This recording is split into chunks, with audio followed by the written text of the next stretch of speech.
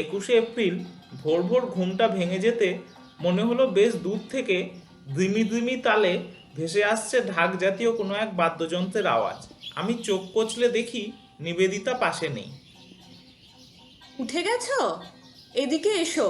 শুনতে পাচ্ছো? ঠিক যেন ঢাকের আওয়াজ ভেসে আসছে। দেখো, হয়তো এখানে কাছাকাছি কোথাও কোনো অনুষ্ঠান আছে। এরপর আমরা ঢাকের বাদ্যি উপভোগ করতে করতে চায়ে চুমুক দিতে লাগলাম। বেলা একটু গড়াতেই ঢাকের সাথে সাথে আসতে শুরু করলো খোল, করতাল, কাঁসরের আওয়াজ। গতকাল বৃষ্টি হওয়ায় আজ আকাশে পেঁজা তুলোর মতো মেঘ ভেসে বেড়াচ্ছিল। তার সাথে হালকা রোদ এবং ঢাক ও কাঁসরের আওয়াজ সব মিলিয়ে যেন দেবীর বোধনের পরিবেশ তৈরি করেছিল।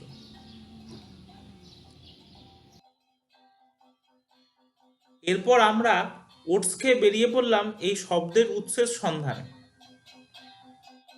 ডরমেটরির দিকের গেট দিয়ে বেরিয়ে প্রায় 20 মিনিট হাঁটার পর আমরা অকুস্থলে গিয়ে পৌঁছলাম। আমরা যে ঠিক দিকেই হাঁটছিলাম তার প্রমাণ পাওয়া যাচ্ছিল শব্দের তীব্রতা বৃদ্ধিতে। তাইওয়ানে আসা থেকে অনেক মন্দির নজরে পড়লেও এই স্থানের মন্দিরটির, যাকে ঘিরে এই আয়োজন, তার গঠনশৈলী দেখলাম একদম আলাদা। এখনো পর্যন্ত তাইওয়ানে দেখা বেশিরভাগ মন্দিরের দ্বার প্রান্তে একদিকে থাকে একটি সিংহ ও অন্য প্রান্তে একটি সিংহীর প্রস্তর মূর্তি, যারা স্থানীয় বিশ্বাসে মন্দিরকে অশুভ শক্তির হাত থেকে রক্ষা করে। এছাড়া মন্দিরগুলোর মাথায় থাকে কারুকার্য খচিত চূড়া। কিন্তু এই মন্দিরটির দ্বারপ্রান্তে না আছে কোনো রক্ষী, না আছে কোনো কারুকার্যখচিত চূড়ো।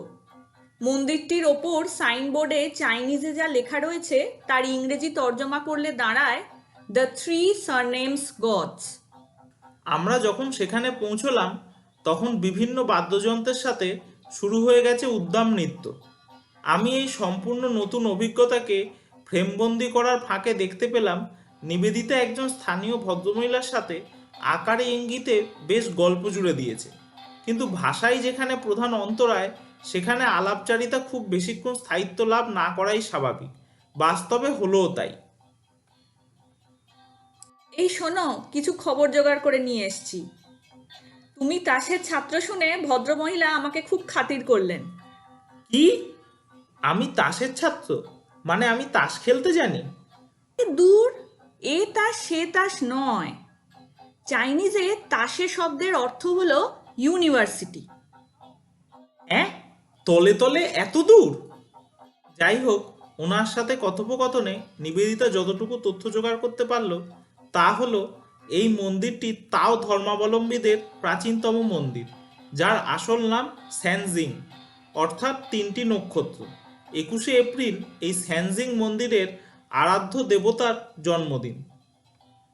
ইতিহাসের সরণিবে বেশ কয়েকশো শতাব্দী পেছিয়ে গেলে জানা যায় যে মিং সাম্রাজ্যের সময় এই মন্দিরটি প্রতিষ্ঠিত হয়েছিল।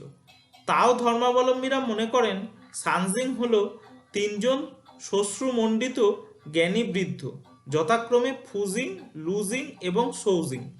মন্দিরের মধ্যে ওনারা অবস্থান করেন ডান দিক থেকে বাম দিকে, ঠিক যেমনভাবে চীনা ভাষা লেখা হয় সেই রকমভাবে, অর্থাৎ সৌজিং একদম ডান দিকে, মধ্যিখানে লুজিং এবং একদম বামে থাকেন ফুজিং।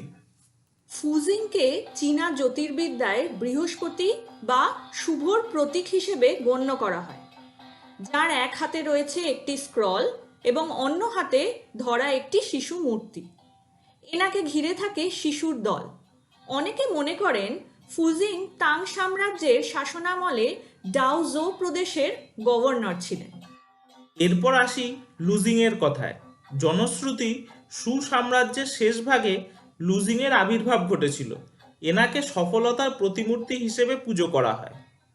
সৌজিংকে চৈনিক জ্যোতির্বিদ্যায় ক্যানোপাস অর্থাৎ দক্ষিণ মেরুর নক্ষত্র হিসেবে বর্ণিত করা হয়। তাওদের বিশ্বাস জন্মানোর আগে সৌজিং 10 বছর মাতৃগর্ভে ছিলেন, সেই জন্য অমরত্বের দেবতা হিসেবে উনি পূজিত হন। এই হলো মন্দির এবং দেবতাদের সংক্ষিপ্ত ইতিহাস। আজ এই পর্যন্তই। গল্পের পরবর্তী অংশ নিয়ে আমরা ফিরবো খুব তাড়াতাড়ি। পরবর্তী অংশে থাকছে তাইওয়ানের বিখ্যাত ড্রাগন ডান্সের চমক। আর ভিডিওটি যদি ভালো লাগে তাহলে একটা লাইক করে দেবেন। এই লাইক, শেয়ার, কমেন্টগুলোই আমাদেরকে উৎসাহিত করে আরও নতুন নতুন গল্প আপনাদের সামনে নিয়ে আসতে। অবশ্যই ভালো থাকবেন।